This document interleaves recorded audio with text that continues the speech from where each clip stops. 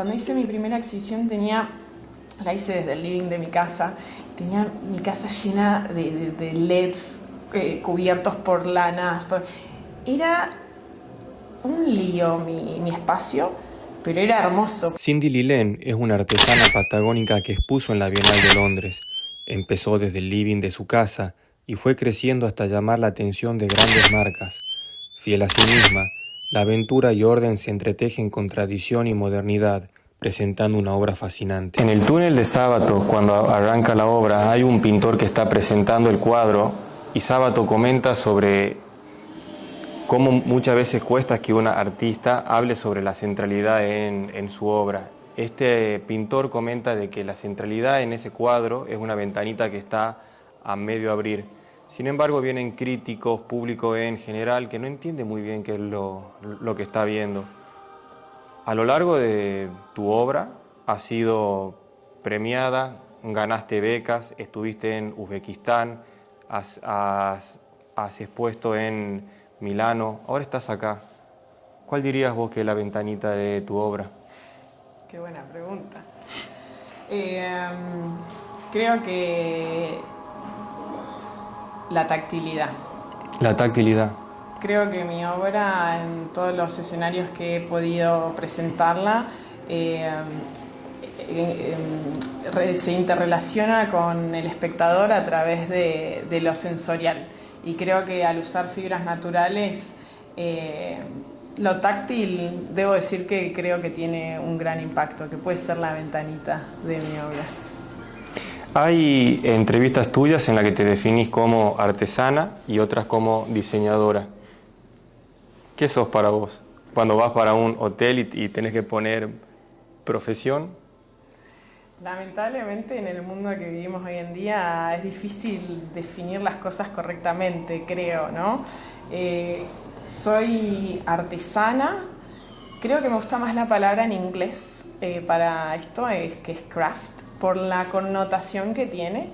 El craft en inglés está más abierto a un público más amplio. Cuando en Argentina o en español a veces se connota un sector muy específico que crea cosas en lugares definidos de cierta manera, y creo que el artesano es todo el que hace, ¿no? Me gusta una enunciación que aparece en un libro que se llama El alma de los objetos, que dice, separa la palabra en arte sano, ¿no? De un arte que es sano, y yo lo tomo por ahí. Soy diseñadora, soy artista y produzco también. Entonces, en ese producir, que mucho es con las manos, creo que hay una parte de artesanalidad. La definición es solo una necesidad social, digamos. Después lo que uno es ya es bastante interno, diría, ¿no? Que se manifiesta de diferentes maneras. Si vamos para el inicio, vos tenés una primera aproximación con las telas por la abuela que vivía frente a tu casa. Exactamente. ¿Cómo recordás vos el momento en el que ella estaba tanto con... ¿Ella hacía aguja o hacía Todo, con... ¿Todo? Todo. Ella tejía 2 agujas, hacía crochet, hacía bordado chino, que a mí me fascinaba, me parecía mágico, porque el bordado chino es una agujita que se hace puntillismo y de golpe se da vuelta al bastidor y sorpresa, aparece todo. Eso a mí me gustaba muchísimo. Y ella cosía también. Entonces yo desde muy pequeña, porque soy de un pueblo bastante pequeño también, para entretenerme agarraba restos de tela de su casa y cosía. Primero cosía a mano porque ya tendría 5 o 6 años, ya después aprendí a usar la máquina de coser y era siempre como con lo que sobraba de lo que hacía ella, yo hacer algo, con las lanas, con la tela. Entonces, claro, fue un hacer desde muy temprana edad que estuvo conmigo, ¿no? ¿Cómo fuiste congeniando las técnicas que has aprendido con ella, con lo que has ido viendo en distintas partes del mundo? Creo que con ella lo pude experimentar en primera persona y entender el trabajo que hay detrás de cualquier producción de algo, ¿no? Aplica para todo, ¿no? Cuando uno se pone a hacer una comida también está creando, cuando uno, no sé, cuida las plantas también está creando, ¿no? Y creo que de ella fue como, vuelvo a la ventanita, ¿no? La ventanita que abrió una curiosidad por ciertos materiales o por ciertas técnicas. Y después, a mí me gustaba mucho ver a mi abuela. Yo soy una persona que miro mucho para aprender a hacer algo, ¿no? Es como que me gusta ver cómo lo realiza la otra persona. Y creo que eso siempre lo conservé en toda mi práctica, viajando y recorriendo lugares y hablando con diferentes artesanos o gente que crea diferentes cosas. Me gusta mucho la observación. Creo que cuando uno se sienta a crear algo, hay un momento mágico, ¿no? Que es una conexión con el material y con la técnica. Y creo que eso es lo que yo trato de rescatar durante mis investigaciones, digamos. ¿Cuál es esa relación de esa persona con lo que está haciendo? Y con me sale en inglés, el environment, ¿no? El entorno, exactamente. Tuviste vos la posibilidad de estar en Bali, recorriste mucho de Uzbekistán, toda la Patagonia. ¿Qué tienen en común todos esos artesanos en el mundo cuando tratás con ellos? ¿Qué es eso que los distingue cuando los ves? Mira, me he movido mucho en el mundo del diseño, sí. Me he movido mucho en el mundo del arte.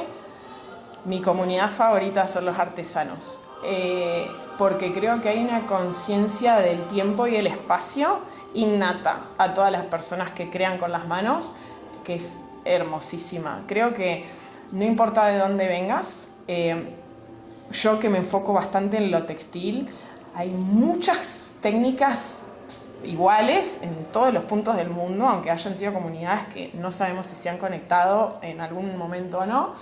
Y por otro lado, que son personas extremadamente humildes. Hablo de la humildad al conectar con el otro. Creo que el hacer mantiene a las personas tan como grounded, ayuda, como conectadas, más a tierra, ¿no? Eso, con los pies en tierra, que les permite flexiblemente interactuar con un otro. A mí, o sea, a Uzbekistán, por ejemplo, fui invitada por una feria de craft, de artesanías.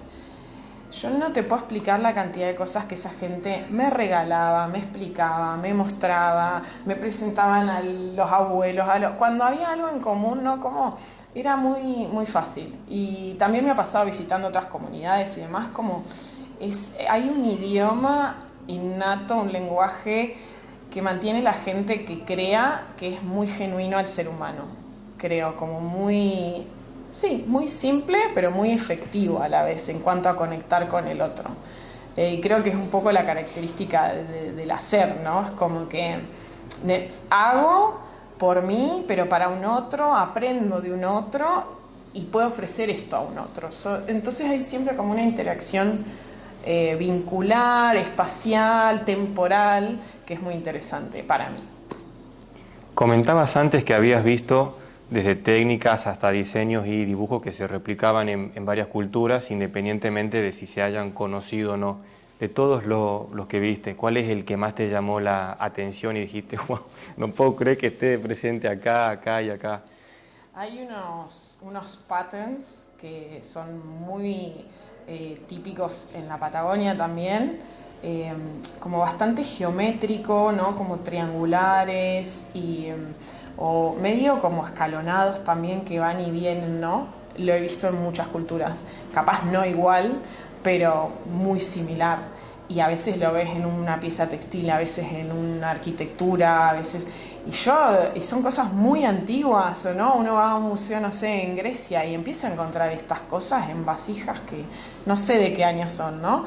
Y creo que hay unas geometrías y unas figuraciones muy ancestrales para el ser humano, que por algún motivo todos en distintos lugares del mundo, sin internet, sin nada, han llegado como a ese mismo lenguaje. Yo creo, y esto ya es puramente personal, que hay unas ciertas geometrías naturales, ¿no? que están ahí afuera, ¿no? De observar, no sé, ciclos de la vida, de observar no sé, la naturaleza en sí, que hace que uno lo desarrolle en patterns que se vuelven bastante comunes a distintas culturas.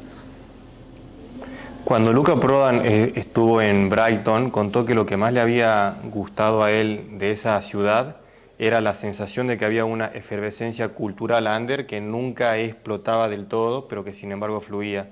Cuando vos viviste ahí, ¿qué fue lo que más te llevaste de Brighton?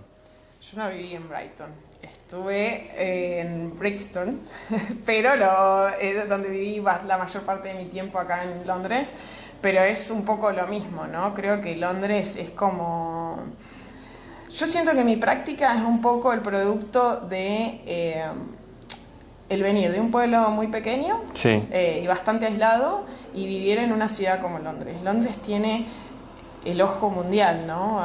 Salimos a la calle y escuchamos 5 o 10 idiomas diferentes, vemos gente de todas latitudes, y estamos todos de alguna manera conviviendo acá en una suerte de realidad que no sé si terminamos de entender.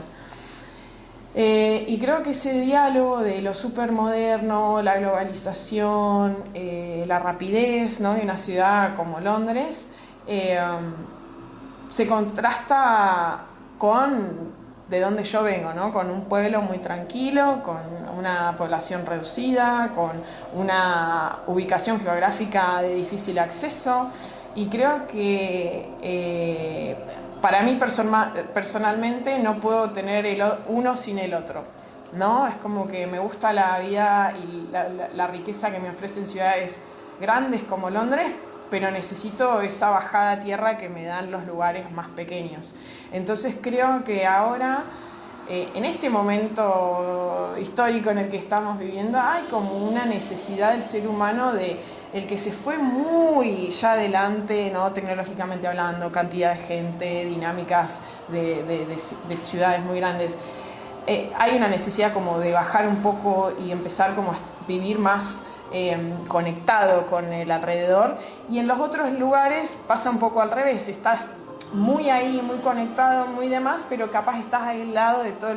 Entonces para mí busco que mi trabajo hable un poco de las dos situaciones, ¿no? Como que le dé un poco de una visión un poco más moderna a lo ancestral, pero que a la vez para alguien que vive en una ciudad como Londres pueda entrar a un lugar como este y pueda sentirse como un poco más relajado, como reconectar y resetear y seguir, ¿no?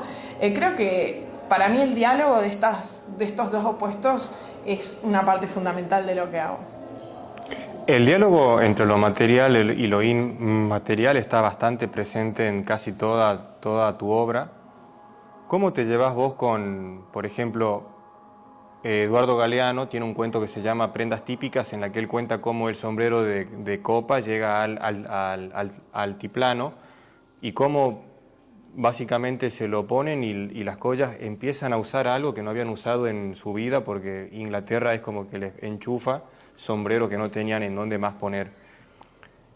En este diálogo entre la trama secular de la tradición con lo contemporáneo, ¿cómo lo manejas vos, digamos, a saber hasta dónde mechar de cada cosa? Creo que es una decisión muy personal, ¿no? Es como... hay cosas que como creativo uno las siente y que se van formando de acuerdo al camino y a la práctica que uno tiene. Diría que no hay algo correcto o incorrecto, ¿no? Es un poco de lo que cada uno quiere hablar.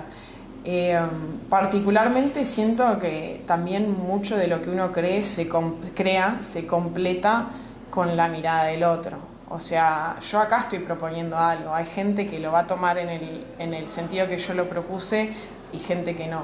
Y creo que un poco es siempre eso, como ese juego de hasta dónde cuento yo para que complete el otro la historia y hasta dónde la historia del otro afecta a lo que yo propuse. Y creo que ese diálogo es fundamental en las prácticas creativas o de diseño, ¿no? Y que son muy, muy personales. No sé si tiene sentido por ahí ponerse esos límites de antemano, por lo menos. A veces siento que esos límites uno los va encontrando como en el camino, ¿no? En exponer su obra, en ver cómo el público reacciona, en ver dónde lo estás exponiendo, con qué otros exhibidores. Todo es como una creación de muchos factores que llevan a lo final, ¿no? Pero en realidad creo que el camino va modificando y proponiendo conversaciones que por ahí uno en primera instancia no se planteó tampoco. Cuando lo pensamos en términos de tu camino, me contó alguien que la fascinación por la luz que vos tenés es porque te gustan las luces del cielo. Sí. O sea, compaginaste la magia de los Andes con la luz del cielo y te has decidido a traducirlo con tus manos en telas. Algo así. Soy una aficionada del cielo. Soy de la Patagonia, donde tenemos los mejores cielos del mundo. Tengo que humildemente reconocer. No, pero son lugares muy oscuros. O sea, es muy fácil acceder a un lugar muy oscuro por la noche y ver un cielo totalmente estrellado, ver la luna salir en el horizonte. Todas las latitudes extremas tienen muy lindos colores. Londres tiene un cielo magnífico en cuanto a colores de atardeceres o de amaneceres, por ejemplo, y también lo tiene el sur de Argentina, el norte también, pero hablo de donde soy, ¿no? Y tengo una fascinación por el cielo que no sé muy bien de dónde viene. Capaz era porque quería ser astronauta cuando tenía 5 años, pero más allá de eso creo que para mí la luz es muy importante. Yo soy una persona que no puedo estar mucho tiempo en una sala iluminada con luz blanca, o sea, me empieza a dar ansiedad, me pone nerviosa, no me gusta. Y bueno, la idea siempre fue como crear espacios, ¿no? Como yo creo que, no sé, un escenario ideal para mí es un atardecer desde una montaña o a la orilla del mar, o ¿no? Como ver esa transición en el cielo. Y me di cuenta que al mezclar iluminación con fibras naturales, empezaba a ser algo muy ameno al cuerpo, ¿no? Como muy lindo a la vista, como muy relajante. Cuando hice mi primera exhibición la hice desde el living de mi casa, tenía mi casa llena de LEDs cubiertos por lanas. Era un lío mi espacio, pero era hermoso, porque claro, yo prendía todas las luces que todavía no estaban terminadas, y ese brillo a través de las fibras a mí me impactaba muy positivamente. Entonces ahí fue cuando dije, es por acá, es lo que quiero contar o es lo que me gusta generar en la gente, ¿no? Ese momento de, ay, qué cálido esto, me quiero quedar un ratito, ¿no? Así que sí, todo muy ligado al cielo sin duda. Hay una palabra nórdica para eso, para los lugares de la casa en los que te querés quedar. Sí. No sé la palabra. Hygge. Hygge. Sí, hay mucho de eso en mi trabajo, muchísimo. Llevo años intentando encontrar una palabra o dos palabras. Una es algo que signifique como nórdico, pero del sur, ¿no? Porque no lo tenemos. Y en el sur del mundo también vivimos en temperaturas extremas, también queremos espacios cálidos, también. Pero ¿por qué siempre que pensamos en algo así cálido, blanco, calentito, es nórdico? ¿No? Bueno, obviamente ya esto es historia, pero ¿no? De la presencia de las culturas del norte por sobre las del sur. Pero otra palabra es eso, ¿no? Esa es una palabra que, si no me equivoco, es danesa y me parece una de las palabras más hermosas, ¿no? Hygge significa esos espacios que buscan las personas nórdicas cuando llegan a la casa, que sea un lugar como en inglés se dice cozy, ¿no? Como que uno se sienta en un lugar ameno, cálido, cómodo, donde se pueda relajar y como terminar el día, ¿no? Así que si tenés sugerencias para esas palabras, Ray, toma nota. Incorporaré al... Hay un momento dado en el que vas para Milán y quería consultarte si vos planteás una obra parecida a esta, en la cual la obra te entra por todos los sentidos, o si no había sonido, si era tal vez más de solamente ver. ¿Cómo la planteaste y qué has incorporado de la obra de Milano a esta? No, las obras que venía haciendo son bastante diferentes a esto. Venía haciendo piezas más pequeñas para interiores, entonces más iluminación, lámparas o para colgar en las paredes, pero en menor escala. La participación acá en la Bienal, fue en conjunto con Iliana, que es la artista sonora de la instalación, y ya queríamos crear algo más envolvente, más, ¿no? La Bienal es muy conceptual, no es de productos, entonces quisimos crear como un microcosmos acá, a través de las fibras, la luz y el sonido. Entonces es un poco diferente de lo que venía haciendo, mismo concepto, porque ya trabajo con las luces, con las fibras, pero esta vez quise ir un poco más grande, como eso, crear un ambiente, mientras que las otras exhibiciones era más de mostrar una pieza, un producto. Si bien mi primera exhibición que hice acá en Londres, que fue la Clerkenwell Design Week en el 2022, eso pude lograr algo muy parecido a esto, porque era un espacio, era una cárcel, de hecho estaba presa en una celda. No, wow. Pero la cárcel era el edificio, que era un edificio muy bonito porque era todo ladrillo a la vista y bastante oscuro. Entonces yo tenía piezas bastante de mediana y gran escala que en su conjunto funcionaban un poco como acá. Pero bueno, acá con el sonido ya que agrega un montón a la experiencia sensorial y demás, ya es algo más de experiencia, ¿no? De venir y sentir algo más que solo ver las piezas, digamos. Para el que es del interior, estar ahí es un poco como estar exiliado, porque por ejemplo yo como tucumano miraba por la ventana y no estaban los Andes. Faltaba el río, faltaba la montaña. ¿Cómo lo has reemplazado vos a esa sensación de estar en Cervantes con un cielo pleno, a irlo modificando por distintos ambientes? ¿Hay algún lugar en tu casa o tenés vos un Huggy que te recuerde a estoy en Cervantes, estoy en mi casa? Sí y no. Soy una persona muy... no me sale la palabra correcta, pero siento que hay cosas que uno lleva con uno, ¿no? Hay cosas que van más allá del lugar.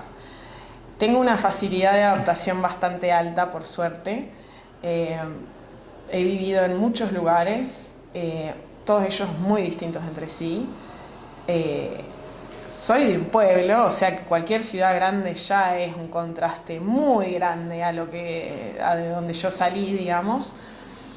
Pero yo tengo ciertas cosas que yo las pongo ahí y ya estoy más en mi casa, ¿no? Son nada, una taza que me regaló mi mamá, algún cuadro que me regaló un amigo, alguna bufanda que me traje de algún viaje. Son pocas cosas, la verdad. Y con eso es mi pequeño lugar en el mundo y puede estar en cualquier lado, ¿no? Disfruto mucho caminar también, mucho caminar. O sea, tanto en Londres, en Buenos Aires, viví en Barcelona también. Son ciudades que yo llego y las camino, y las camino, y las camino. Y creo que hay algo como del caminar que te hace estar muy presente en el lugar. Entonces siento que en todos los lugares que yo he estado viviendo, tengo esa dinámica de llego, acomodo mis 3 cositas, ¿no? Que son importantes, y camino mucho. Entonces me empiezo a conectar bastante rápido con los entornos. Y siento que no es acerca de llevarse lo familiar a todos lados, es sentirse familiar en todos lados. Y eso es un poco la actitud, y tengo que decir que es la gente también, porque yo no soy un ser abstracto que visita Londres, que visita Barcelona, que visita Cervantes o Buenos Aires. Soy una persona que voy a Cervantes, está mi familia, están mis amigos, voy a Buenos Aires, me reconecto con mi carrera, que es donde estudié, vengo a Londres y ya fueron muchos años, tengo mis amigos. Entonces como que siento que esa dinámica de cómo sentirse en casa son esas pequeñas cosas que uno lleva consigo, el lugar que uno conecta y la gente que uno va encontrando en el camino, ¿no? Y que a veces la sensación de hogar es acá, ahora, una charla así y en un rato otra vez, ¿no? No sé, no siento como esa idea de hogar más melancólica y antigua. Más tanguera, ¿no? Exacto. Al momento de tu proceso artístico, ¿cuánto le dejas a la intuición, cuánto a la corazonada, cuánto a la aventura y cuánto a la lógica, digamos? A todo eso, un Sí. montón. Por la característica del material con el que trabajo, hay un montón de cosas que para mí se terminan cuando dialogo con el material. Por ejemplo, la obra de acá atrás, yo tenía la idea de lo que quería hacer, más o menos la estructura de los patterns que quería usar, pero hay una parte donde el material habla solo y yo lo tengo que seguir. Ajá. Es como que las fibras a veces quiero que vayan para allá y no quieren ir para allá porque no sé, porque está revirada, porque que estuvo anudada para ese lado y lo dejo. O sea, como que siento que es parte del proceso respetar el material. Y eso me gusta mucho porque a veces termino obteniendo piezas que no me imaginé en el camino. Como que siento que controlo una parte del proceso creativo, pero después también me gusta que el material me hable, ¿no? Y no sé, y mejor cae así de este lado, mejor del otro lado. Soy muy de crear algo y dejarlo ahí en una esquina y mirarlo y volverlo a mirar y cambiarle algo y como dejarlo que madure, ¿no? Como una fruta, es como que siento que al menos así es mi proceso creativo. Dejo mucho al principio como a la planificación y todo, pero también dejo como un espacio a los sucesos fortuitos que puedan aparecer. A la inspiración, vos llegás cuando estás laburando, por ahí cuando estás, no sé, tenés una buena idea y la escribís, o cuando te agarra tenés esa necesidad de, bueno, ahora estoy en este momento y lo voy a usar. Tengo ideas todo el tiempo, siento que debería ser un poco más práctica en cómo las voy guardando, pero yo siempre estoy mirando el mundo a través del filtro de crear ideas, ¿no? Es parte de cómo soy, ¿no? El estar como pensando cosas todo el tiempo a nivel artístico, ¿no? Entonces, no soy de esas personas que tengo que alinear muchas cosas para la creatividad, sino que siento que me va viniendo como flashes, ¿no? Sobre todo cuando estoy en un proyecto, al principio es como que empiezo la idea principal y después como que la voy mejorando de acuerdo, y muchas veces tiene que ver con con el día a día, ¿no? Como ver cómo alguien se pone una prenda, o cómo alguien, no sé, entró a una tienda y tocó algo de cierta manera, o como, ¿no? Es como que trato de ir como rescatando esas cosas de distintos medios y irlas añadiendo a mi trabajo. Siento que es lo que te decía, me gusta que mi trabajo tenga... Si yo tengo que explicar esta obra, nos tenemos que sentar acá 3 días para que yo te explique todo lo que hay detrás. Obviamente que es impráctico y como artista uno termina como resumiendo y ya está, pero hay un montón de cosas en el detrás que creo que es un poco mi personalidad, un poco mi experiencia personal y un poco la manera en que yo observo e interactúo con el exterior, ¿no? Sos profesora también, das talleres. ¿Notás mucha diferencia en la creatividad de los adultos con los niños? Sí, 100%. Trabajo mucho con niños y lo disfruto mucho porque aprendo yo más que ellos. Porque creo que los niños tienen esa inocencia de que todo está bien. Entonces toman riesgos a la hora de crear.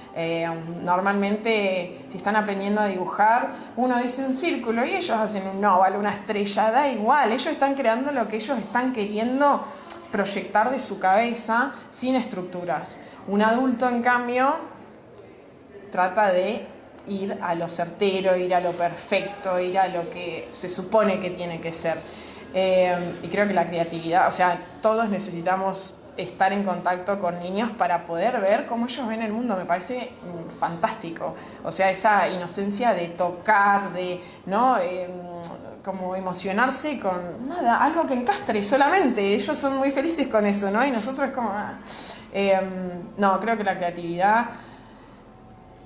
Creería que todo, ¿no? El sistema social, educacional, en todos lados está un poco en contra de fomentar seres muy creativos. No están, no sé si en contra, pero no lo están facilitando y es un problema. Yo lo veo cuando los niños van creciendo cómo se empieza como todo a restringir, ¿no?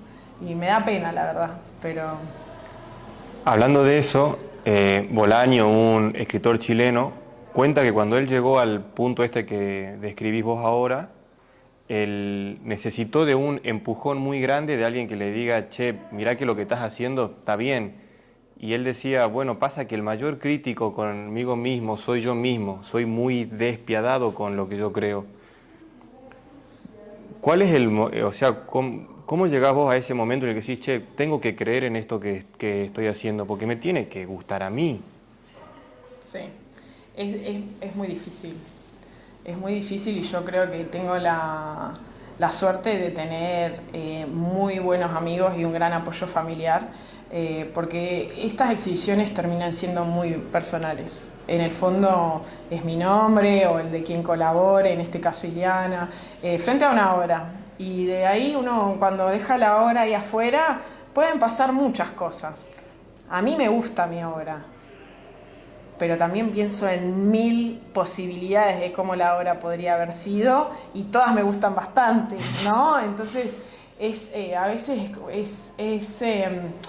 te expone mucho como artista. Uno nunca sabe quién está mirando y a veces, no sé, a veces más, menos gente, pero a mí siempre me pasa, antes de llevar las cosas, digo, ¿y qué si no le gusta a nadie? ¿Y qué si...? Y en el fondo creo que el trabajo, ¿no?, de alguien que crea es como que también aprender a soltar una vez que se termina, ¿no? Es como, era lo que te decía antes, la conclusión la termina el otro en realidad.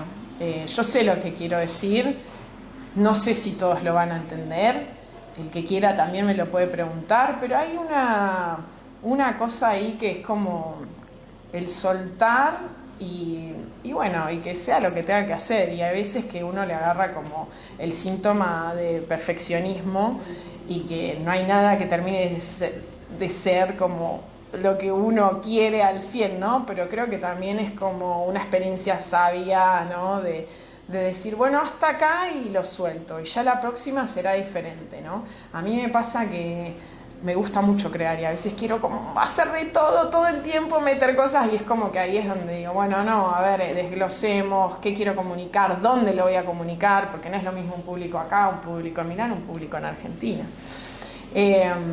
Pero bueno, también después hay un montón de aristas que uno no controla, ¿no? Y que, bueno, no sé, te pueden gustar más o menos la opinión del otro, pero ya está, es parte del recorrido, ¿no? Como la mirada ajena y bueno, y que lo que tenga que pasar. Pero conseguiste una buena mirada, por ejemplo, de los agentes de Louis Vuitton. Ese fue el momento, mamá llegué. Creo que nunca hay un mamá llegué porque se hace difícil. A ver, he estado en contacto con muchas compañías grandes, a veces se dieron los proyectos, otras veces no tanto, a veces los proyectos tardan años en salir. Yo creo que si no hay un mamá llegué porque uno siempre quiere más de alguna manera. Bueno, ahora estoy acá, estoy contentísima, pero uno siempre está pensando como, ¿y ahora qué? ¿No? A mí, sí, más allá de esas oportunidades como más grandes, creo que me da mucho disfrute las pequeñas interacciones con el público, ¿no? Yo nunca me voy a olvidar cuando la primera vez que estuve en Milán, que estuve en el Salón Satélite. Bueno, yo llegué ahí, me pasaron muchas cosas en el camino, fue complicado. Y nada, tenía una pieza bastante grande y vino una chica que era diseñadora de interiores de España y me dice, lo que vos creas es muy mágico. Wow. Y a mí eso, no sé, a mí eso a veces me conecta más con un disfrute que capaz una reunión más laboral. No, es como que todo forma parte y a veces ese norte del mamá llegué es polémico porque hay un montón de cosas entre medio para llegar a ciertos lados que no hay que minorizar, ¿no? Que son igual o más importante a lo largo de tu formación como personalidad artística. Y de personalidad hablo de la personalidad de uno, ¿no? De cómo uno es. Entonces, nada, creo que es una búsqueda constante, ¿no? Es como no sé, ojalá un día, digamos, llegué hasta acá, lo hemos logrado. No, creo que es importante el disfrute como en todo el camino, creo que eso es, sí. Yo haciendo esta instalación, la verdad que, bueno, hubieron momentos mejores, peores, más duros, menos, pero el hacer a mí me da mucha gratitud también. Entonces como que a veces hay periodos, ¿no? Pues este trabajo como que sube, baja, y trato de reconectar con eso, como decir, bueno, a mí me hace muy feliz esto en realidad, ¿no? Ya el hacer. Y ni te cuento si viene alguien y me dice algo así, ¿no? Como esto es muy mágico, o esto me hizo acordar a cuando yo era chica y vivía en tal lado, o cuando, no sé, como conectar con la historia del otro, a mí me da mucha gratitud. Comentaste vos en distintas entrevistas que sos más de querer que la gente es de zonas a ser de países. Y que cuando vos decís que sos de la Patagonia, a la gente se le ilumina la cara. Sí. Sin embargo, tal vez para tener una concepción más acabada y poder como disfrutar de la totalidad de la obra, en este caso tal vez necesitas que el artista quizá te lleve de la mano o tener un conocimiento previo sobre la historia de la Patagonia, el tipo de tela que está viendo, el tipo de animales que se han usado para eso. ¿Cómo lo abordás vos a ese gap, a esa brecha entre lo que la audiencia puede saber y lo que vos estás presentando? Otra vez creo que es una respuesta de sí y no, y de no hay correcto e incorrecto. Creo que es importante que las obras sean lo suficientemente abiertas para los dos tipos de público. Para el que viene con un conocimiento previo de lo que pasa en mi vida como artista o como creadora, ¿no? Y gente que no, y que entre y se lleve lo que quiera, ¿no? Creo que las dos partes están bien y son buenas. Creo que es como cuando uno va a un museo, ¿no? Hay veces que uno va y lee todo, ¿no? Para enterarse por qué se hizo la obra, qué pensaba el artista, de dónde era, qué sé yo. Y hay veces que uno va y lo mira y lo disfruta más como de una manera más... ¿Inocente? Inocente o más... no quiero decir superficial porque no creo que lo sea, sino como más... ingenua, ¿no? Como, me gusta el cuadro, me encantan los colores, me gusta ese textil, esto, lo otro. Y creo que está bueno las dos cosas, ¿no? Y creo que una obra funciona si impacta a los dos públicos. Porque si no, estamos hablando de si yo solo creara para gente que entiende de dónde vengo, me limito a un público de un sector determinado, y creo que está bueno que las obras hablen por sí solas y que la gente de acá, cuando lee que yo soy de la Patagonia, que Iliana es de San Juan, que se lo imagine. A mí me encanta que la gente se imagine cosas, que bueno, la gente se imagina de todo, ¿no? Y que eso está bastante bueno también, ¿no? Pero sí, la verdad que el anclaje de la palabra Patagonia es muy potente afuera. Y yo me defino como patagónica porque me gustan las definiciones sin demasiada definición, ¿no? Y Patagonia es un montón de cosas, es una región, y me gusta como eso más amplio, ¿no? Como ser de acá, de allá, da igual, ¿no? Es como que me refiero a países, ¿no? Es con lo que uno se siente identificado, y a veces vuelvo a lo de antes, a veces son las personas, a veces son un par de cosas, a veces son paisajes. Yo cuando vine a Londres reconecté con mi Patagonia desde un lugar más poético y romántico, ¿no? Pues me daba cuenta que llegaba en el avión a esa zona muy desértica, a mí me pasaba algo, no sé qué es, pero creo que es como, viste, estoy en casa, no sé, como esas cosas. Creo que está bien que la gente lo entienda o que no, y que hagan su propia lectura. A mí también me parece como algo bastante enriquecedor de ver también. ¿Cuándo te diste cuenta que eras buena? No sé si todavía me di cuenta, no sé. ¿Qué es ser bueno? No lo sé. Yo no sé si busco ser buena en lo que hago. Me gusta decir cosas que pienso. Y a veces digo, ¿quién soy yo para decir algo y que alguien me escuche realmente? Porque ¿por qué tiene que escucharme la gente, no? creo que va más por un disfrute propio de que lo que hago me gusta mucho, ¿no? Si soy buena o no, y algunos dirán que sí, otros que no, qué sé yo. Siempre es la mirada del otro al final. Y yo lo que sí intento es como, me comprometo mucho con mis proyectos y me gusta como tener muchos jugadores en el medio. No me refiero a personas, sino mucho diálogo de conceptos, de materialidades, de formas, ¿no? Entonces como que nada, lo articulo un poco así, digamos, sin decir, bueno, esta va a ser mi mejor obra. Siempre lo estoy dando como al 100, lo más que puedo. Y después cómo termine resultando, hay muchos otros factores también, que no siempre dependen de mí, digamos.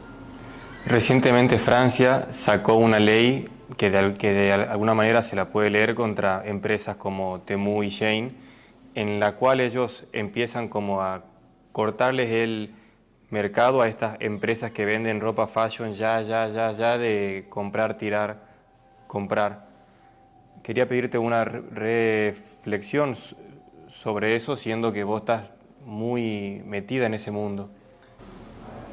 Nos hemos ido muy lejos de los límites en la producción de fashion, de indumentaria. Estuve leyendo la semana pasada, el desierto de Atacama tiene montañas de ropa, lo cual me parece ridículo. Estuve viendo una entrevista a Mujica que se le hizo hace poco, que él decía: Uruguay estamos importando 30 millones de zapatos al año y somos 5 millones de personas, o sea, y eso está pasando en todos lados, ¿no? Me parece, siento una pena muy grande que estemos en este punto tan desfasado ya, y creo que en mi propuesta justamente trato de mostrar lo bueno que tienen las fibras naturales, lo bien que van con la piel humana, ¿no? Como lo amigables que son. Uno, a ver, podría hablar por horas de las propiedades de las fibras naturales en cuanto a todo el tiempo que duran, si están bien hechas, cómo mantienen o no más o menos la temperatura. Hoy en día las fibras se usan hasta en arquitectura un montón, ¿no? Pero hubo como una locura de lo nuevo, lo tecnológico, lo industrial, y ahora nos estamos dando cuenta que no era por ahí, y ahora estamos teniendo como que volver a los orígenes. Y ahí es donde entro yo, me parece, un poco con mi propuesta, que es como, ¿puedo tener una lámpara con lana? Sí, claro, la lana tiene un montón de propiedades, no se va a poner sucia, porque, bueno, hay tratamientos para eso.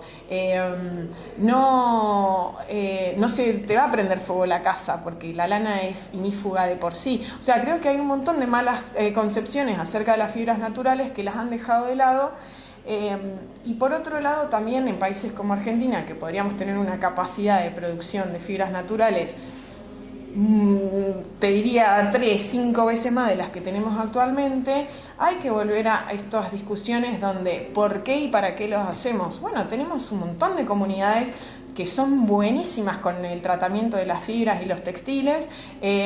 Tenemos fibras de las más lujosas del mundo, el merino de la Patagonia resalta a nivel mundial, la llama, la alpaca, el guanaco, o sea, son todas fibras de extrema finura, de extrema calidad, que diría que no se le ha hecho la prensa correcta. No digo que se le haya hecho mala prensa, pero se la ha dejado ahí como en las periferias. Y creo que es momento, creo que está viendo como una tendencia mundial de esto, a volver a valorar lo artesanal, lo natural, pero es porque también como seres humanos lo necesitamos. Si vos te vas a dormir hoy a la noche y te acostás en una cama donde todas tus sábanas son de poliéster, mañana tocas a alguien y le das corriente. Si vos dormís en una cama que es de seda, de lana o de algodón puro, vas a descansar mejor, va a ser más suave y te vas a levantar descansado. Hay gente que no piensa en esto. Y al final es un confort del día a día que no nos cuesta tanto tenerlo en el medio, digamos. Entonces, hay unos diálogos al momento muy interesantes. Lamentablemente se mueve todo más lento de lo que a mí me gustaría y que a muchos de los de la industria. Pero bueno, está habiendo como una cierta necesidad de eso, de volver a lo básico, a lo tradicional, a lo natural, ¿no? ¿La próxima vanguardia va a ser esa? Yo creo que hoy el lujo pasa por... hoy todo el mundo hace yoga, todo el mundo toma smoothies, todo el mundo, ¿no?, está con las vitaminas. ¿Pero por qué? Porque creo que hoy el lujo es estar bien. Y en el estar bien, ¿no? Porque están habiendo también tantas terapias, tanto, ¿no? Tanto sound healing, ¿no? Creo que es porque el ser humano se cansó y necesita bienestar. Y en el bienestar, en la necesidad de bienestar, cuando uno quiere estar bien, hace cualquier cosa por estar bien. Y creo que ahí está bueno porque es donde ya las conversaciones pueden ser diferentes, ¿no? Donde, bueno, necesito estar bien. Bueno, mirá, si tu entorno es con fibras naturales es mejor, si tenés una buena alimentación es mejor.